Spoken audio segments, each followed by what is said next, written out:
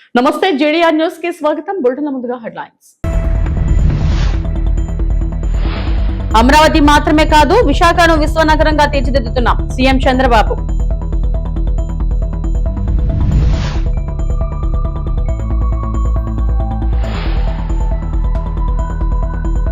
తమిళనాడులో విజయ ప్రభుత్వానికి బలం, అసెంబ్లీలో ట్రస్ట్ ఓట్ విజయం.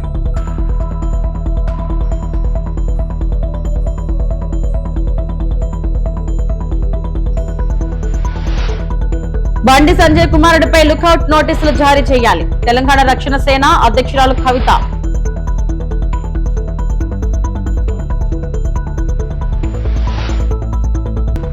తిరుమల శ్రీవారిని దర్శించుకున్న మంత్రి కందుల దుర్గేష్.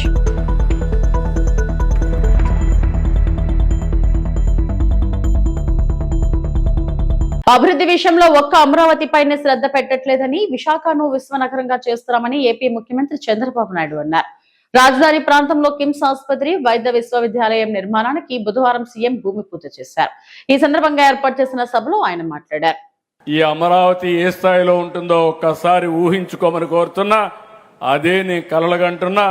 తప్పకుండా చేసి చూపించే బాధ్యత రాబోయే 20 సంవత్సరాల్లో ప్రపంచంలోనూ ఒక మేటైన నగరంగా మన అమరావతి తయారవుతుందని మరొకసారి మీ అందరికీ విజ్ఞప్తి చేస్తున్నా. ఎందుకు ఈ మాట వాడుతున్నానంటే, ఇది ఒక ఫ్యూచర్ సిటీగా రావాలి. నేను ఒక అమరావతి పైనే శ్రద్ధ పెట్టడం లేదు. విశాఖపట్నం, ఇప్పటికే విశాఖపట్నం విశ్వనగరంగా తయారయ్యే పరిస్థితి వచ్చింది. రెండోది రాయలసీమ, రాయలసీమ రత్నాల సీమని మనం మాట్లాడుకుంటున్నాం. ఈ మధ్య రాళ్ల సీమగా మారిపోయిందని బాధపడే పరిస్థితికి వచ్చాం. ఇక్కడే ఐఎమ్ వెరీ హ్యాపీ. కానీ దానిని నిజం చేయాలంటే మీ చేతుల్లో ఉంది. మళ్ళీ మీరు కానీ చేయకపోతే ఇదే మీటింగ్లో వచ్చి భాస్కర్ రావుకి చెప్పా, చేస్తా అన్నాడు, చేయలేకపోయాడని మీ మార్కెట్ క్యాప్ కూడా దెబ్బతింటుంది. కాబట్టి డెఫినెట్గా నాకు ఒక నమ్మకం ఉంది. చాలా యాక్టివ్గా పనిచేస్తున్నాడు, చాలా ఫాస్ట్గా క్రియేటివ్ ఐడియాస్ పెట్టాడు. ఆయన చెప్పింది నేను అనేది కాకుండా మనము అనే స్ఫూర్తిని కిమ్స్ తీసుకొచ్చారు. దీనికి మనస్ఫూర్తిగా అభినందిస్తున్న వండర్ఫుల్ కాన్సెప్ట్. తమిళనాడు అసెంబ్లీలో విశ్వాస పరీక్షలో విజయం సాధించిన అనంతరం ముఖ్యమంత్రి శ్రీ జోసెఫ్ విజయ్ కీలక సందేశం ఇచ్చారు. ప్రజల విశ్వాసమే తన ప్రభుత్వానికి అతిపెద్ద బలమని పేర్కొన్న ఆయన అధికారాన్ని ప్రజాసేవకు వినియోగిస్తామని స్పష్టం చేశారు. యువత, మహిళలు, పేదల అభివృద్ధి ప్రభుత్వ ప్రధాన లక్ష్యమని తెలిపారు. రాజకీయాల్లో మార్పు కోసం ప్రజలు ఇచ్చిన అవకాశాలను నెరవేర్చేందుకు కట్టుబడి ఉన్నామని అన్నారు. అవినీతి రహిత పాలన, పారదర్శక వ్యవస్థ, ఉద్యోగ అవకాశాల కల్పనపై ప్రభుత్వం ప్రత్యేక దృష్టి సారిస్తుందని వెల్లడించారు. நடைபெற்று முடிந்த சட்டமன்ற தேர்தலில் எந்த அணியும் இல்லாமல் தனி அணியாக, தனி சிறப்புமிக்க அணியாக, மக்கள் அணியாக, மக்களை விரும்பும் அணியாக, மக்கள் விரும்பும் அணியாக களம் காண்டோம். 1967 and 1977 தேர்தல்கள் வாயிலாக அமைந்த சாமானியர்களின் அரசை போலவே 2026 சட்டமன்ற தேர்தல் வாயிலாக தமிழக வெற்றிக் கழகமும் சாமானியர்களின் அரசையே அமைக்கும் என்று மக்களிடம் தீர்மானமாக கூறினோம். மக்களும் நம் மீது நம்பிக்கை வைத்து தீர்மானமாக வாக்களித்தனர். வாகை சூடும் அந்த வரலாறு திரும்பியது. விசில் அலை வெற்றி அலையாக மாறியது. ஒரு விரல் புரட்சி விசில் புரட்சியானது. கட்சி ஆரம்பித்த 3 ஆண்டுகளுக்குள் 34.92% 1,72,26,208 வாக்குகளை மக்கள் தந்தனர். தமிழக வெற்றி கழகத்தை தனி பெரும் கட்சியாக சட்டமன்றத்திற்கு அனுப்பி வைத்தனர். கட்சி ஆரம்பித்த 3 ஆண்டுகளுக்குள்ளேயே மிக மிக சிறிய அளவில் ஒரு நூல் இழைவில் தனி பெரும்பான்மை கொஞ்சம் தள்ளி போயிருக்கிறது. அதனால் இந்த அரசை சிறுபான்மை அரசு போல யாரும் நினைத்தால் அதிலும் எங்களுக்கு மகிழ்ச்சியே. நாங்களே சொல்கிறோம், இது சிறுபான்மை அரசுதான். కేంద్ర మంత్రి బండి సంజయ్ కుమారుడు భగీరథ్ కు పోలీసులు లుకౌట్ నోటీసులు జారీ చేయాలని తెలంగాణ రక్షణ సేన అధ్యక్షురాలు కవిత కోరారు. హైదరాబాద్ లో ఆమె మీడియాతో మాట్లాడారు. తీవ్రమైన ఆరోపణలు ఎదుర్కొంటున్న భగీరథ్ విదేశాలకు పారిపోకుండా పోలీసులు చర్యలు తీసుకోవాలన్నారు. బాధితురాలి ఫోటోలు బయటపెట్టిన వారిని అరెస్టు చేయాలని డిమాండ్ చేశారు. ఓవైపు కుమారుడు తీవ్రమైన ఆరోపణలు ఎదుర్కొంటున్న వేళ బండి సంజయ్ ప్రధాని మోడీతో వేదిక పంచుకోవడం శోచనీయమని విమర్శించారు.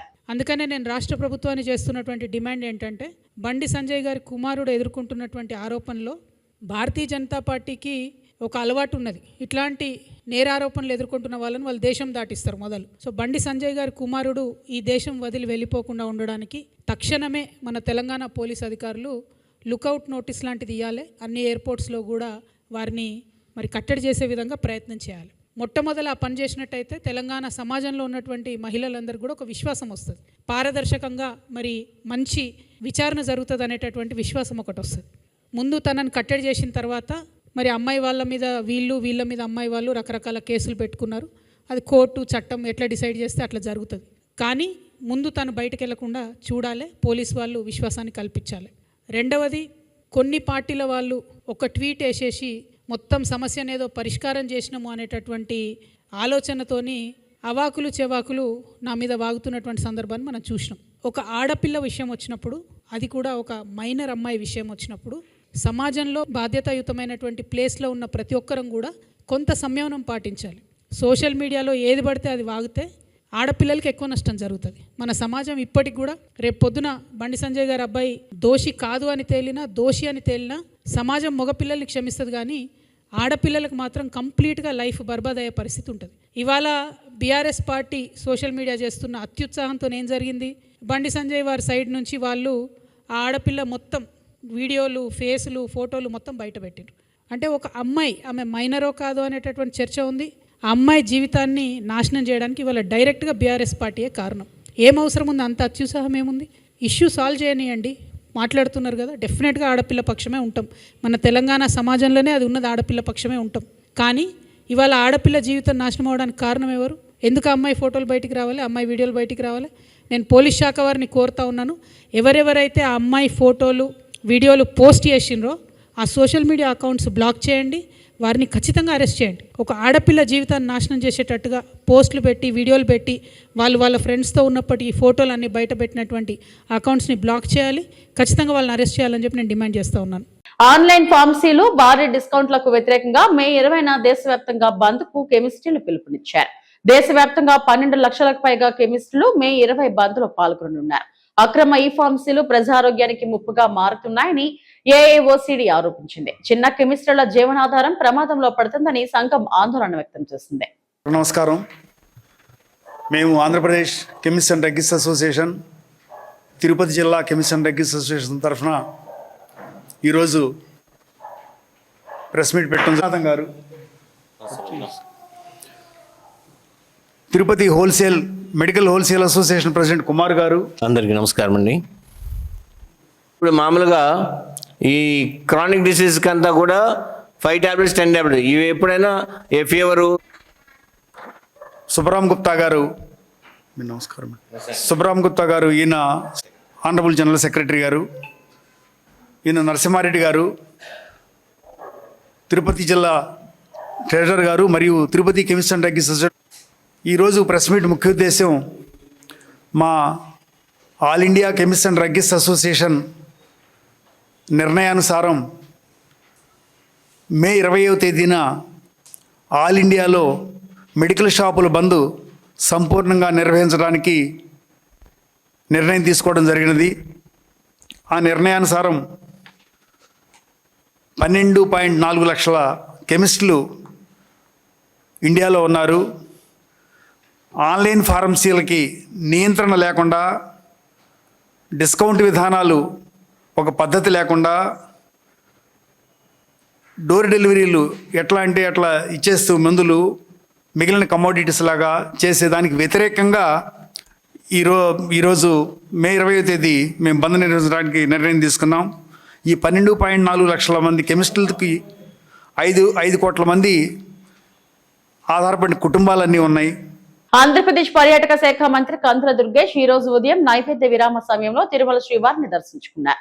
దర్శనానంతరం రంగనాయకుల మండపంలో వీరికి వేద పండితులు వేద ఆశీర్వచనం పలకగా ఆలయ అధికారులు స్వామివారి వస్త్రంతో సత్కరించి వీరికి శ్రీవారి తీర్థ ప్రసాదాలను అందజేశారు.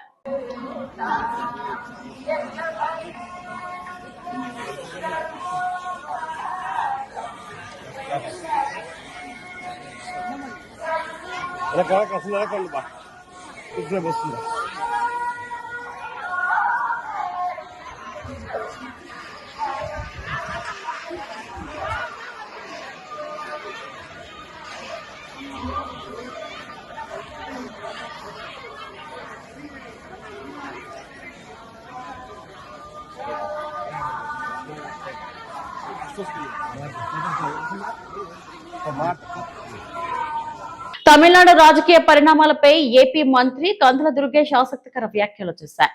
తిరుపతి పర్యటనలో ఉన్న ఆయన మీడియాతో మాట్లాడుతూ తమిళనాడులో నటుడు విజయ్ నేతృత్వంలోని తమిళిగ వెట్రి కళిగం పార్టీ సాధించిన ఫలితాలపై వైసీపీ శ్రేణులు చేస్తున్న హడావిడిని తీవ్రంగా తప్పుపట్టారు. పక్క రాష్ట్రంలో ఎవరో గెలిస్తే ఇక్కడ వైసీపీ నాయకులు సంబరాలు చేసుకోవడం హాస్యాస్పదంగా ఉందని మంత్రి వ్యాఖ్యానించారు. వైసీపీ తీరు చూస్తుంటే ఊర్లో పెళ్లికి కుక్కల హడావిడి అన్న సామెత గుర్తుకు వస్తుందని ఆయన ఎద్దేవా చేశారు. అసలు సంబంధం లేని విషయాల్లో వేలు పెడుతూ క్రెడిట్ తీసుకోవాలని చూడటం వారి దిగజారుడుతనానికి నిదర్శనమని మండిపడ్డారు.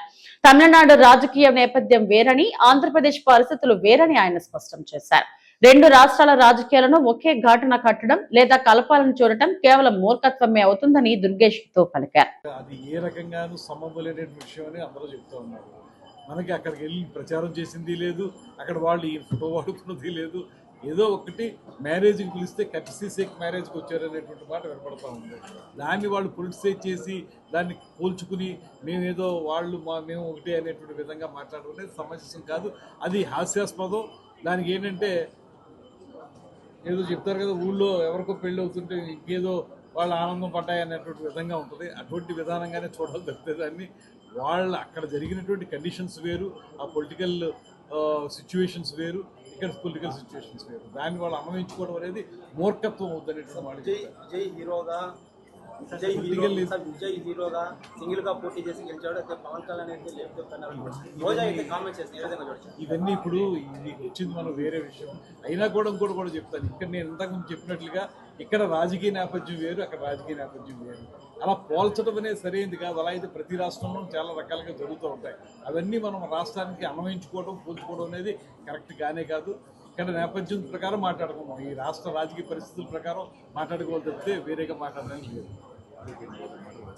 మల్కాజ్గిరి జిల్లా జవహర్ నగర్ లో నేపాలీ ముఠా చోరీపై బాధితురాలు సోదరుడు పలు విషయాలు వెల్లడించారు. కౌకూరు గోల్ఫ్ ఎన్క్లేవ్ లో విశ్రాంత ప్రొఫెసర్ మురళీధర్ మోహన్ భార్య డాక్టర్ విజయలక్ష్మిని బంధించి 75 తులాల బంగారం, 20 కిలోల వెండి, కొంత నగదు ఎత్తుకెళ్లినట్లు తెలిపారు. ఇంట్లో నమ్మకంగా పనిచేస్తూ చోరీకి ఒడిగట్టారని చెప్పారు. దోపిడీకి సహకరించకపోతే చంపేస్తామని బెదిరించారని, గొడ్డలతో అల్మరాలు పగలగొట్టారని ఆయన వెల్లడించారు. క్యాష్ వెహికల్ తోనే పారిపోయారు. మొత్తం వాళ్ళని కట్టేసి మా బావగారికి మొత్తం మంది ఇచ్చారు. వాళ్ళను ఒక రూమ్లో వేసేసి బయటకి లాక్ వేశారు. ఇక మొత్తం మెయిన్ సీసీ కెమెరాలు ఉన్నాయన్నీ పీకేసి ఆ డిబిఆర్ అన్ని వాటర్లు వేసేసి మొత్తం ఉన్న ఏం దొరికినాయి అన్నీ లూటీ చేసుకొని ఒక 4-5 అవర్స్లో వాళ్ళు పారిపోయారు. నిన్న వాళ్ళు వీళ్ళు 15 డేస్ ఏప్రిల్ 24th వచ్చారు. వాళ్ళ ఆధార్ కార్డు లేదు. ఒకడైతే నేపాలీ భీమ్ అన్నట్టు ఉన్నాడు ఏజెంట్, వాళ్ళ త్రూ వచ్చారు. అయితే రాత్రి నేను వీళ్ళకు అసలు ఓసలేదు, మా బావకి లిక్విడ్ ఇచ్చారు. రాత్రి అంతా వాళ్ళ కరెంట్ అంతా మెయిన్ ఆఫ్ చేశారు. వాళ్ళు అదే ఒక బెడ్రూమ్లో ఉండే. ఆ బెడ్రూమ్లో వీళ్ళే కట్లు ఉన్నాయి కదా, ఒకళ్ళు చేసుకొని ఊడదీశారు. నిన్న మార్నింగ్ నుంచి పిలుస్తుంటే ఎవరు పలకడం లేదు.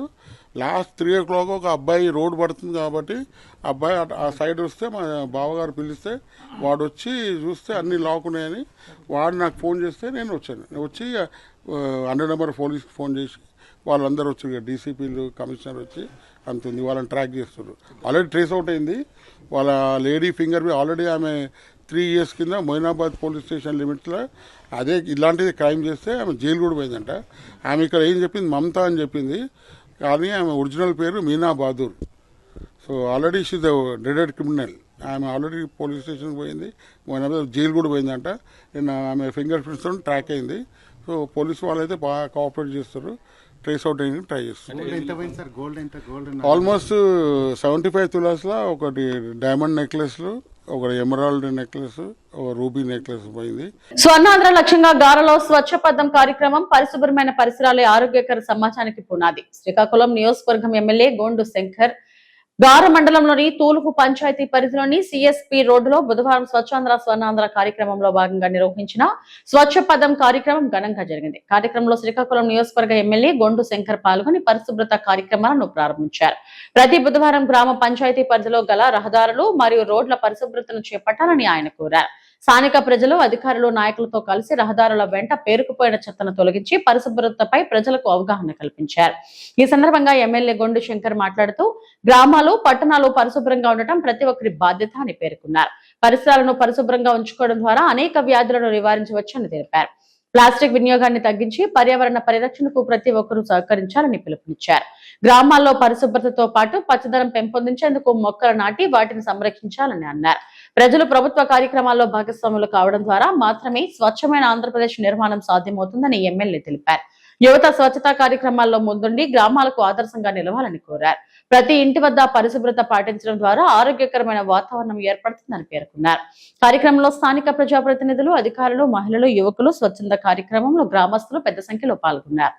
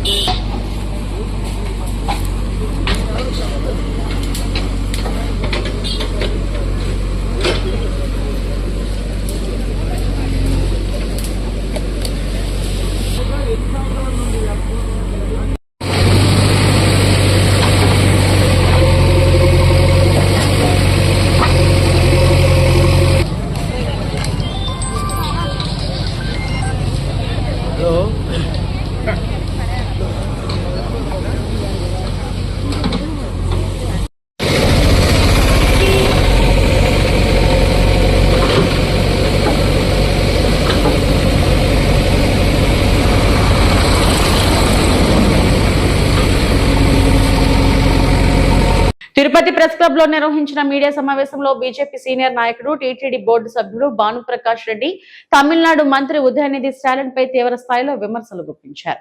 సనాతన ధర్మంపై మాట్లాడిన వారిని ప్రజలు ఎప్పటికప్పుడు తిరస్కరించారని పేర్కొన్నారు. సనాతన ధర్మాన్ని అవమానించేలా మాట్లాడితే ప్రజలు తగిన బుద్ధి చెబుతారని టీటీడీ బోర్డు సభ్యుడు భానుప్రకాష్ రెడ్డి హెచ్చరించారు. గతంలో సనాతన ధర్మంపై వ్యాఖ్యలు చేసిన నాయకులు రాజకీయంగా నష్టపోయారని గుర్తు చేశారు.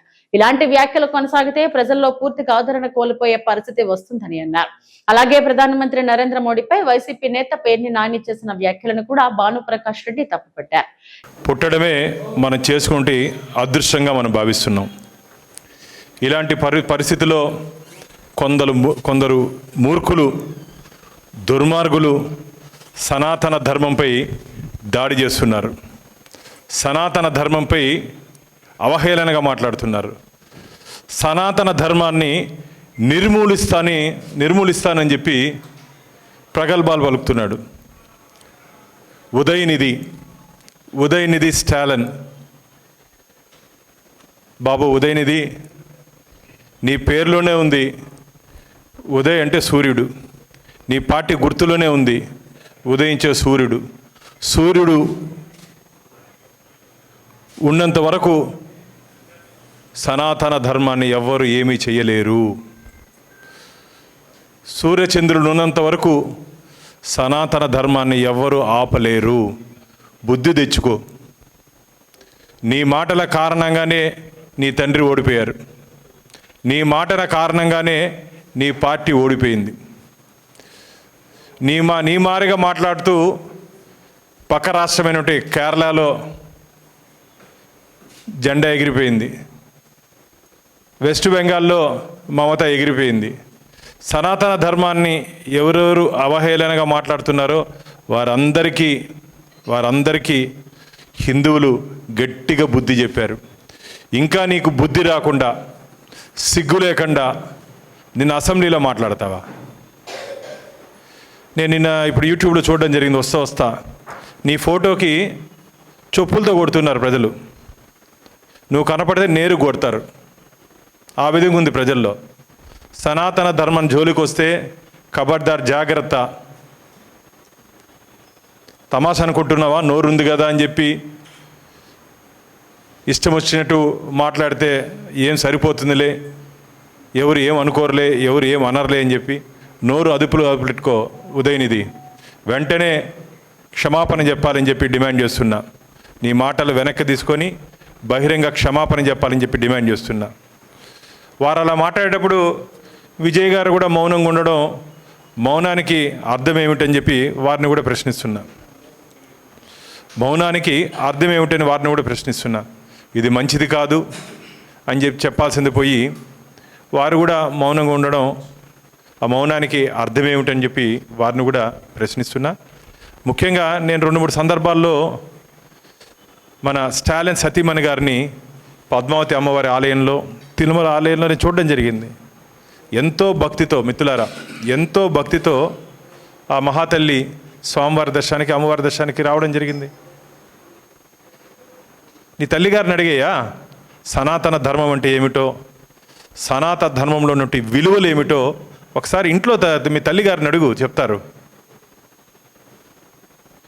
ఇంట్లోనే మార్పు తేలే నోడివి సమాజంలో మార్పు తీసుకురాగలుగుతావా స్టాలిన్ నువ్వు? ఇంట్లో చేస్తే ఒప్పు, బయట చేస్తే తప్ప. అది నాకు అర్థం కావట్లే. ఇది ఇంట్లో చేస్తే ఒప్పు, బయట చేస్తే తప్ప. ఆ మహాతల్లి ఎంత, అసలు నేను ఆశ్చర్యపోయా. ఎవరు తిరుమలలో అడిగితే చెప్పారు వారు స్టాలిన్ గారి సతీమణి అని. సనాతన ధర్మం విలువలు తెలుసుకో ఫస్ట్ నువ్వు. నీకు కావాలంటే బుక్ పంపిస్తాను నేను. తెలిసి ఒళ్ళు కొవ్వెక్కి మాట్లాడుతున్నావని చెప్పి అనుకుంటున్నా నేను. తెలిసి ఒళ్ళు కొవ్వెక్కి మాట్లాడుతున్నావని చెప్పి అనుకుంటున్నా నేను. ఇవి మంచిది కాదు మాటలు. రాబో రోజుల్లో నీకు గట్టిగా బుద్ధి చెప్తారు. ఇప్పటికే నీకు నీ పార్టీకి ఉదయించే సూర్యుడిని పెట్టుకున్నావు, నీ పార్టీ గుర్తు అస్తమించేశారు నిన్ను. నీ చాప్టర్ క్లోజ్. ఇంకా తమిళనాడు రాష్ట్ర ఎన్నికల్లో ఉదయనిధి స్టాలిన్ అనే నేను అనే మాట భవిష్యత్తులో నువ్వు అనలేవు. ఇప్పటికేదో గుడ్డిలో మెల్లగా వచ్చేసావు. ఉదయనిధి స్టాలిన్ అనే నేను అనే మాట నిన్ను అవకాశం వీరు. ఇంకా తమిళనాడు ప్రజలు ఖచ్చితంగా దీని మీద భారీ ఎత్తున చర్చ జరుగుతుంది, ప్రజల్లో చర్చ జరుగుతుంది. మీరు కానీ గమనించినట్టయితే కాశ్మీర్ నుంచి కన్యాకుమారి వరకు ఈ మధ్య ఎవరెవరు పొగరగా, ఎవరెవరు హిందూ ధర్మం పట్ల అవహేళనలుగా మాట్లాడినారో వాళ్ళందరికీ ప్రజలు ఓటనే ఆయుధంతో బుద్ధి చెప్పారు. పార్వతీపురం మన్యం జిల్లాలో మలేరియా సీజనల్ వ్యాధుల నివారణపై జిల్లా యంత్రాంగం ప్రత్యేక దృష్టి సారించింది. జిఎమ్మ వలస మండలం గొర్లివలస గ్రామంలో వైద్య శాఖ ఆధ్వర్యంలో నిర్వహించిన సమావేశంలో జిల్లా కలెక్టర్ ఎన్ ప్రభాకర్ రెడ్డి పాల్గొన్నారు. జిల్లాలోని ఎంఓడీలు, పంచాయతీరాజ్ అధికారులు వైద్య సిబ్బందితో కలిసి సమీక్ష నిర్వహించారు. ఈ సందర్భంగా కలెక్టర్ మాట్లాడుతూ మే, జూన్, జూలై నెలల్లో మలేరియా వ్యాప్తి అవకాశాలు ఎక్కువగా ఉండటంతో ముందస్తు చర్యలు చేపట్టాలని అధికారులను ఆదేశించారు. రాష్ట్రంలో ఎక్కడా లేని విధంగా జిల్లా స్థాయిలో లార్వా వేట కార్యక్రమాన్ని పెద్ద ఎత్తున అమలు చేయాలని సూచించారు. ఇప్పటి వరకు జిల్లాలో 9 మలేరియా కేసులు నమోదయ్యాయని తెలిపారు. లార్వా పెరిగే ప్రాంతాలను గుర్తించి ఆయిల్ బాలింగ్ వంటి చర్యలు తీసుకోవాలని, ప్రతి అధికారి ఈ కార్యక్రమాన్ని విజయవంతం చేయాలని పిలుపునిచ్చారు. త్వరలో ఇంటింటికి ఫ్యామిలీ డాక్టర్ కార్యక్రమాన్ని ప్రారంభిస్తామని తెలిపారు. నాటు వైద్యాలపై ఆధారపడకుండా ప్రభుత్వం అందిస్తున్న మెరుగైన వైద్య సేవలను ప్రజలు వినియోగించుకోవాలని కోరారు. అలాగే మే నెలలో వాగు పండుగ నిర్వహించాలని సూచించిన కలెక్టర్ మన్యం జిల్లాను అభివృద్ధి చెందిన జిల్లాగా తీర్చిదిద్దడమే తన లక్ష్యమని స్పష్టం చేశారు. కార్యక్రమంలో నాటు వైద్యం నిర్మూలనపై నాటికలు ప్రదర్శించి ప్రజల్లో అవగాహన కల్పించారు. తెలుసు మనమే ఎక్కువైపోయి సోపులు లేవు వాళ్ళ కాలంలో, వాళ్ళు హెల్తీగా ఉన్నారు. సోపులు వచ్చి మనం ఏం చేసాం, సగం పని చేసాం, రెండో పని చేయలేదు. ఏంది రెండో? మండల అధికారులు, హెల్త్ సిబ్బంది, గిరిజన సంఘాల నాయకులు వచ్చింది ఎండిపోతుంది 3 గంటల్లో. అది కూడా మరీ ముఖ్యంగా మన వాళ్ళకైతే ఇప్పుడు జీడిపిక్కలు అయిపోయినట్లుంది సీజన్. అయితే ఈ సీజన్ వల్లనే ఎక్కువ. నర్సంపేటలో నిర్వహించిన ఎంసీపీఐ భారీ ప్రదర్శన బహిరంగ సభలో పార్టీ జాతీయ ప్రధాన కార్యదర్శి మద్దకాయల అశోక్ ఓంకార్ మాట్లాడుతూ దేశంలో పెరుగుతున్న దోపిడీ అసమానతలకు వ్యతిరేకంగా కమ్యూనిస్టు సామాజిక శక్తులు ఐక్యతే ప్రత్యామ్నాయమని అన్నారు. మోడీ ప్రభుత్వ విధానాలు దేశానికి ప్రమాదకరమని విమర్శించారు. కార్యక్రమంలో పోలిట్ బ్యూరో సభ్యులు కుల్దీప్ సింగ్ పాల్గొన్నారు. సభలో కళారూపాలు విప్లవ గీతాలు ఆకట్టుకున్నాయి. అన్ని వర్గాల ఉద్యోగస్తులకు అన్ని రకాల వర్గాల వారందరికీ కూడా వారి పక్షాన చట్టసభ లోపల పోరాడి చట్టాలు చేయించిన ఘనత ఉన్నది. ఆ రకంగా వారు చేసే సేవ ఆ తర్వాత చేశారు కాబట్టి వారి ప్రజలకు అసెంబ్లీ ఏకైక ఓంకార్ గారిని అనడం జరిగింది. మరి ఆ రకంగా వారు ఏదైతే కాంట్రిబ్యూషన్ సమాజానికి ఇచ్చారో అటువంటి చైతన్యం తీసుకొని రావాల్సిన ఈ సందర్భంగా ఒక ఆదర్శం జీవితం వాటిని ఇవాళ ఉన్న అవినీతి రాజకీయ నాయకులు కానీ ఆఖరికి వార్డు మెంబర్ అయినా కౌన్సిలర్ అయినా కూడా ఏ రకంగా అవినీతిలో పాల్గొన్నారు, రియల్ ఎస్టేట్ వ్యాపారం ఏ రకంగా రాజకీయ ప్రజలందరూ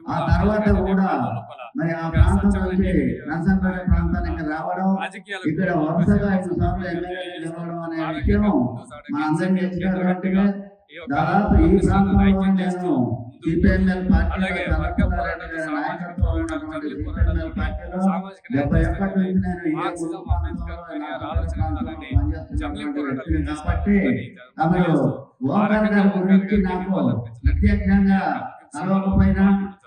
ఇవి ఇప్పటివరకు నా బుల్టన్ అప్డేట్స్. నమస్తే.